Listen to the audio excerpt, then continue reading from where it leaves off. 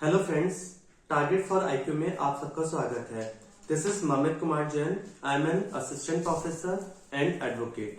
देखिए, आज जो हम वीडियो बना रहे हैं वो सेक्शन 167 सीआरपीसी के ऊपर है। यानी कि जो सेक्शन 167 है वो ये बात करता है कि यदि 24 घंटे के अंदर इन्वेस्टिगेशन पूरा नहीं होता है तो हमें कौन सा प्रोसीजर फॉलो करना होगा। देखिए, इस सेक्शन को समझने के लिए पहले आप एक सेक्शन पे नजर डालेंगे जो बात करता है 57 की, सेक्शन 57 सीआरपीसी की। देखिए, जब कोई पुलिस ऑफिसर विदाउट वारंट किसी व्यक्ति को गिरफ्तार करते हैं तो वहां पर उन्हें 24 आवर्स के अंदर जो भी इंट्रोगेशन या पूछताछ है वो पूरी कर लेनी चाहिए। लेकिन यदि किसी वजह से 24 आवर्स तक हमारा इंट्रोगेशन पूरा नहीं हो पाता है तो पुलिस ऑफिसर के पास दो ऑप्शन होते हैं, या तो वो उन्हें 24 आवर्स के बाद रिलीज कर दें, या फिर यदि वो चाहते हैं कि उस व्यक्ति को रिलीज नहीं किया जाना चाहिए तो उन्हें सेक्शन 167 में जाकर जो जुडिशियल मजिस्ट्रेट है उनसे परमिशन लेके आनी होगी। यानी कि वो ये परमिशन लेके आए कि हमें 24 घंटे के बाद भी ऐसे अरेस्टेड पर्सन की कस्टडी चाहिए। तो यहाँ पर ये फोकस करेंगे कि यहाँ पर जो अरेस्टिंग होती है वो होती है विदाउट वारंट।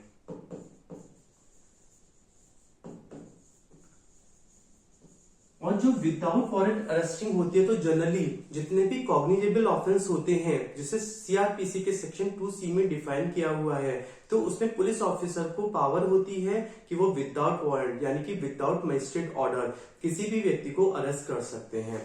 और उसी के साथ सेक्शन 41 सीआरपीसी में भी कुछ तरीके बताए हुए हैं, कुछ ग्राउंड्स बताए हुए हैं जिसमें कि कोई पुलिस ऑफिसर विदाउट वारंट और विदाउट मजिस्ट्रेट ऑर्डर किसी व्यक्ति को अरेस्ट कर सकते हैं। तो यहाँ पर विदाउट वारंट जब अरेस्ट किया गया है तो 24 आवर्स में आप इंट्रोगेशन पूरा कीजिए, और यदि आप नहीं कर पाते हैं तो सेक्शन 167 में आप जाइए और वहां पर जो जुडिशियल मजिस्ट्रेट है उनसे परमिशन लीजिए कि हमें 24 आवर्स के बाद भी ऐसे व्यक्ति को अपनी कस्टडी में लेना है। तो इसके लिए अब हमें कौन सा सेक्शन पढ़ना चाहिए? सेक्शन 167। और सेक्शन 167 का जो टॉपिक या हेडिंग है वो भी यही बात कहता है कि यदि 24 आवर्स में इन्वेस्टिगेशन पूरा नहीं हो पाता है तो हमें क्या करना चाहिए, और इसके लिए हमारा जो आंसर होगा वो सेक्शन 167 क्लियर करेगा। देखिए, जब ऐसा हो, मैं बात करूंगा सेक्शन 167 क्लॉज 1 की। देखिए, जब ऐसा हो कि हमने किसी व्यक्ति को अरेस्ट किया है सेक्शन 57 के कंप्लाइंस में, यानी कि विदाउट वारंट हमने किसी व्यक्ति को अरेस्ट कर लिया है, और हमें लगता है कि जिस ग्राउंड पे हमने उसे अरेस्ट किया यानी कि हमें कोई इंफॉर्मेशन मिली होगी और उस इंफॉर्मेशन में हमने उस व्यक्ति को अरेस्ट किया है, और हमें लग रहा है कि उसकी गिरफ्तारी का जो ग्राउंड है वो वेल ग्राउंडेड आधार है हमारे पास, और उसमें हमने उसे अरेस्ट कर लिया। तो वहां पर पुलिस ऑफिसर 24 आवर्स में इंट्रोगेशन पूरा नहीं कर पा रही है और उन्हें लगता है कि ऐसे अरेस्टेड पर्सन को छोड़ा नहीं जाना चाहिए। तो वहां पर दो पुलिस ऑफिसर की बात करूंगा।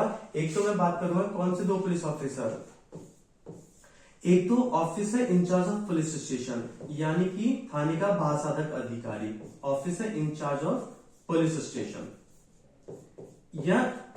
या हम बात करेंगे आईयू की यानी कि इन्वेस्टिगेशन ऑफिसर। लेकिन इस बात को ध्यान रखना, ये सब इंस्पेक्टर रैंक से नीचे का नहीं होना चाहिए, यानी कि उप निरीक्षक की पंक्ति से नीचे का नहीं होना चाहिए। Not below the rank of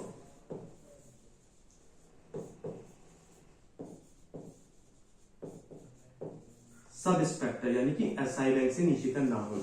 तो ऐसे में या तो officer incharge of police station यानी कि थाने का बासाधक अधिकारी, या फिर जो अन्वेषण अधिकारी है जो सब इंस्पेक्टर की रैंक से नीचे का नहीं है, वो क्या करेंगे, वो जो उस मामले में केस डायरी होगी और साथ में केस डायरी के साथ जो कंसर्न डॉक्यूमेंट होंगे और उसके साथ जो एक्यूज्ड है जिसको हमने अरेस्ट किया है उसको वो जो नियरेस्ट जुडिशियल मजिस्ट्रेट होंगे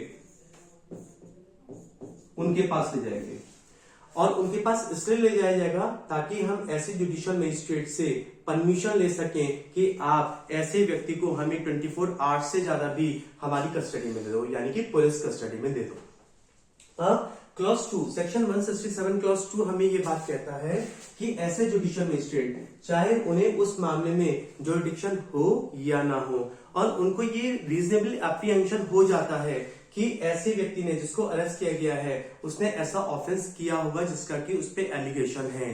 तो वहां पर ऐसे मजिस्ट्रेट कितने दिन तक पुलिस कस्टडी दे सकते हैं, ये टाइम बड़ा इंपॉर्टेंट है, एग्जाम में बार बार पूछा गया है। तो यहाँ पर ऐसे मजिस्ट्रेट, ऐसे पुलिस ऑफिसर को अधिकतम 15 दिन के लिए ऐसे व्यक्ति की कस्टडी दे सकते हैं, और जिसे सीआरपीसी में कहा गया है पुलिस कस्टडी यानी कि पुलिस अभिरक्षा। तो देखिए कभी कभी एग्जाम में ये पूछा था, और कहीं ना कहीं जो स्टूडेंट्स होते हैं वो कहीं ना कहीं कंफ्यूज हो जाते हैं। कभी कहीं ये लिखा होता है कि 14 डेज मैक्सिमम, और कहीं लिखा होता है 15 डेज। तो यहाँ पर कभी कभी हमें अलग अलग ये डेज देखने को मिल जाते हैं, लेकिन आप बिल्कुल यहाँ पर एक फोकस हो जाइए कि यदि जनरली पुलिस कस्टडी का जो मैक्सिमम टाइम है वो 15 डेज ही है, और ये बात आपको कहां मिलेगी, सेक्शन 167 क्लॉज 2 में। लेकिन यहाँ पर ध्यान दीजिएगा, हम जब सेक्शन 57 की बात करते हैं तो आपने देखा था कि अरेस्टिंग होने के 24 आवर्स तक हमने पुलिस ऑफिसर को ये पावर दी थी कि आप 24 आवर्स तक इंट्रोगेशन कर लीजिए। तो देखिए 24 आवर्स तो ये हो गए ऑलरेडी, और यहाँ पर टोटल जो पुलिस कस्टडी होती है वो 15 दिन की होती है। तो ऑलरेडी आप 24 आवर्स तक तो पुलिस कस्टडी ले चुके हो, और यहाँ पर अब कितने दिन और बचे हमारे पास, 14 डेज, यानी कि ओवरऑल जो पुलिस कस्टडी होती है वो 15 दिन से ज्यादा की नहीं हो सकती। अब ऐसा हो कि ये 15 दिन भी हमारे पूरे हो गए, और उसके बाद भी हमारा जो इंट्रोगेशन था यानी कि जो इन्वेस्टिगेशन था वो पूरा नहीं हो पा रहा है, और अभी भी हमें लगता है कि ऐसे एक्यूज को अभी रिलीज नहीं किया जाना चाहिए। तो यहाँ पर इस बात को ध्यान देंगे कि जो पुलिस कस्टडी है वो 15 दिन से ज्यादा हो ही नहीं सकती, तो फिर क्या होगा। तो ऐसे में जो मजिस्ट्रेट हैं उन्हें लगता है कि अभी इन्हें रिलीज नहीं किया जाना चाहिए, तो 15 दिन के बाद पुलिस कस्टडी तो खत्म हो जाएगी, लेकिन उसके बाद क्या होगा, एक नई कस्टडी हमें देखने को मिलेगी जो कहलाती है जुडिशियल कस्टडी, जिसे बोलते हैं न्यायिक अभिरक्षा, जुडिशियल कस्टडी। अब एक क्वेश्चन ये बनता है, और जो बहुत ही इंपॉर्टेंट बात है, कि जब हम जुडिशियल कस्टडी की बात करते हैं तो उसमें भी ये क्वेश्चन हो सकता है कि किसी व्यक्ति को मैक्सिमम कितने दिन की न्यायिक अभिरक्षा में रखा जाए। इसको भी मैं 2 कंडीशन में आपको बताने वाला हूं। एक कंडीशन है कि जिस अपराध के लिए उस व्यक्ति को अरेस्ट किया गया है, कौन सा अपराध है जिसमें डेथ पेनल्टी, लाइफ इम्प्रिजनमेंट या 10 साल तक का इम्प्रिजनमेंट या उससे अधिक का इम्प्रिजनमेंट दिया जा सकता है। तो ऐसे में जो जुडिशियल कस्टडी का जो मैक्सिमम टाइम होगा वो होगा 90 डेज, यानी कि जिस ऑफेंस के लिए उस व्यक्ति को अरेस्ट किया गया था उसमें जो मिनिमम 10 इयर्स का इम्प्रिजनमेंट दिया जा सकता था, जो कि लाइफ इम्प्रिजनमेंट या डेथ पेनल्टी तक का हो सकता था। तो उसमें जो जुडिशियल कस्टडी होगी वो कितनी होगी, 90 डेज की। और बाकी और जितने भी इम्प्रिजनमेंट दिए जाते हैं, यानी कि जो 10 साल से कम का जिसमें इम्प्रिजनमेंट दिया जाता है, तो उसमें जो मैक्सिमम जुडिशियल कस्टडी होगी वो होगी 60 डेज। यानी कि अब यदि मैं बात करूं कि 2 क्वेश्चन आपके बनते हैं, यानी आपसे पूछा जाए सीआरपीसी में पुलिस कस्टडी का जो मैक्सिमम पीरियड या टाइम है वो कितना है, आप बताएंगे 15 डेज। और यदि यहाँ पर यदि 24 आवर्स जो 57 में हमारे पूरे हो गए थे, तो यहाँ पर उसमें आप कितना जोड़ोगे, 14, यानी ओवरऑल कितना हो गया, ये हो गया पुलिस कस्टडी 15 डेज की। और यदि हम बात करें जुडिशियल कस्टडी की, तो जो मैक्सिमम पीरियड है वो तो 90 डेज है, लेकिन इन्होंने कंडीशन लगा दी कि इन ऑफेंसेस के लिए जो 10 साल या 10 साल से ज्यादा का इम्प्रिजनमेंट है, तो उसमें कितना जुडिशियल कस्टडी का टाइम कितना होगा, 90 डेज। और जिसमें जो 10 साल से कम का इम्प्रिजनमेंट होगा तो उसमें जो जुडिशियल कस्टडी है उसका टाइम कितना होगा, 60 डेज होगा। तो ये बात हमें कहता है सेक्शन 167 क्लॉज 2। लेकिन हम ध्यान देते हैं, अब जुडिशियल कस्टडी में रहते हुए 90 डेज या 60 डेज जैसा भी मसला था वो पूरा हो गया, वो टाइम पूरा हो गया, और अभी हमारा जो इन्वेस्टिगेशन था वो पुलिस ऑफिसर पूरा कर ही नहीं पाए, यानी कि हमारे जो आईओ थे इन्वेस्टिगेशन ऑफिसर, वो अभी भी उस मामले में इन्वेस्टिगेशन पूरा नहीं कर पाए हैं। तो क्या ऐसे में जिसको हमने ऐसे व्यक्ति को जिसको हमने जुडिशियल कस्टडी में रखा है, क्या अभी उसको रिलीज कर दिया जाए? तो ये कह रहा है कि यदि अभी भी 90 डेज या 60 डेज जैसा भी मसला है, अभी भी इन्वेस्टिगेशन पूरा नहीं हुआ है और ऐसा अरेस्टेड पर्सन अपने को बेल देने के लिए तैयार है, यानी कि वो अपनी बेल देने के लिए तैयार बैठा हुआ है, तो यहाँ पर ऐसे अरेस्टेड पर्सन का ये राइट होगा कि उसको जमानत पे छोड़ दिया जाएगा। और इसी को समझिएगा, इसी को बोलते हैं डिफॉल्ट बेल। यानी 167 क्लॉज 2 में एक कंसेप्ट आता है हमारा किसका, डिफॉल्ट बेल का। इस बात को आप बड़ा फोकस करेंगे, डिफॉल्ट बेल। और एक्सप्रेसली डिफॉल्ट बेल को बताया नहीं गया है, लेकिन जब हम इसका इंटरप्रिटेशन करते हैं तो ये नया कंसेप्ट इंट्रोड्यूस होता है। कौन सा कंसेप्ट इंट्रोड्यूस होता है? ये कहलाया जाता है डिफॉल्ट पे। लेकिन अब इसके साथ आप एक बात और फोकस करेंगे कि इसमें यदि हम आगे चलते हैं सेक्शन 167 क्लॉज 2 में, तो एक बात जरा फोकस करने की होगी कि ऐसा हो कि दो तरीके की कस्टडी होती है। यदि मैं बात करूंगा कितने तरीके की कस्टडी मैंने आपको यहां पर बताया है, दो तरीके की।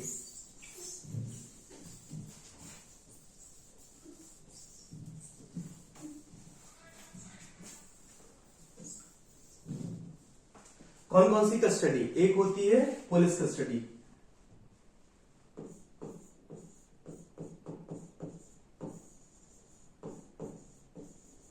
और एक होती है जुडिशियल कस्टडी।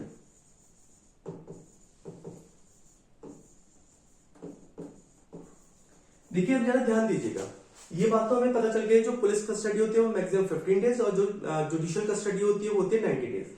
लेकिन देखिए जब पुलिस कस्टडी की बात करें तो ऐसा जरूरी नहीं है कि एक पुलिस ऑफिसर मजिस्ट्रेट के सामने उस एक्यूज को लेके आते हैं और पुलिस ऑफिसर कहते हैं कि देखिए हमारा 24 आवर्स में इंट्रोगेशन तो पूरा हुआ नहीं है, तो आप ऐसे व्यक्ति को हमें और कस्टडी में दे दो।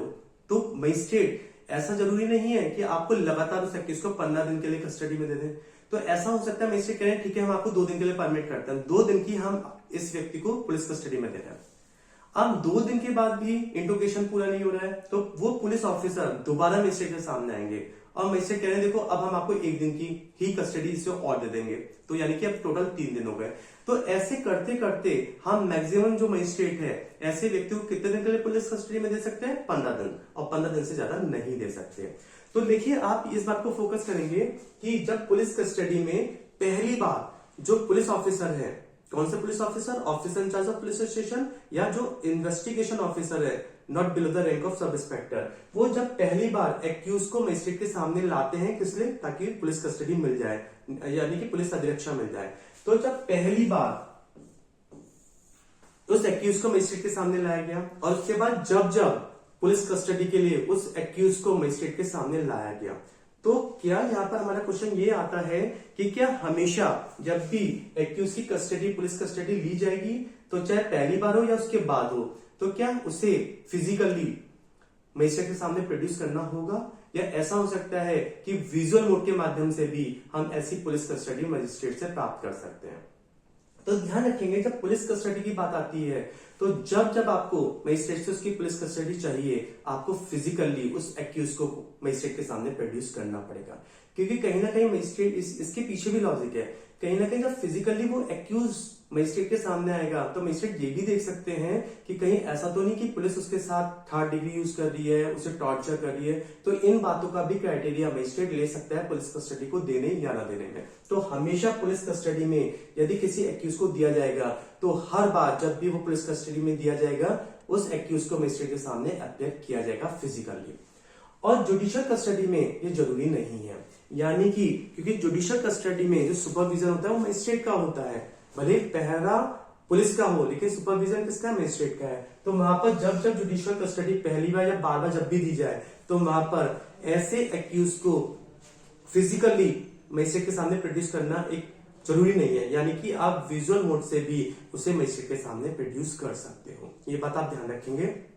और इसमें क्लॉज 2 में एक प्रोविजो आता है, लास्ट प्रोविजो यहाँ पर देखेंगे कि यदि ऐसा हो कि कोई लेडी जो 18 साल से कम की है, बिलो 18 ईयर्स ऑफ एज, और यहाँ पर हमें उस लेडी को पुलिस कस्टडी में देना है, तो कहीं ना कहीं एक ये हो सकता है कि कहीं ऐसा ना हो कि ऐसी जो 18 साल से कम की एक इमैच्योर लड़की है, यानी हम ये मानते कि 18 साल से कम की कोई लेडी वो मैच्योर नहीं होते, तो वहां पर हमको ऐसी लेडी को पुलिस कस्टडी में भेजना है तो हम वो कस्टडी पुलिस के पास नहीं देंगे। तो ऐसी कस्टडी कहां पर दी जाएगी?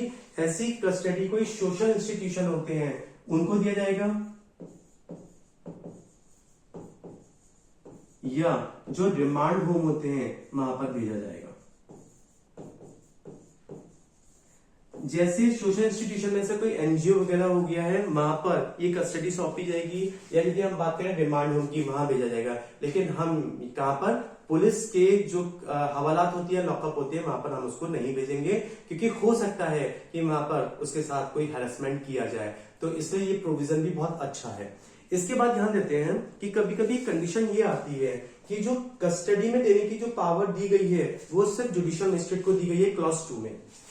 अब ऐसा हो कि हम 57 के कंप्लाइंस में, क्योंकि 24 आवर्स में हमारा तो इंट्रोगेशन पूरा नहीं हो पाया है, तो हम 167 में जुडिशियल मजिस्ट्रेट के पास पहुंचे, लेकिन देखा उस पुलिस ऑफिसर ने कि कोई जुडिशियल मजिस्ट्रेट तो इस समय कोई अवेलेबल ही नहीं है।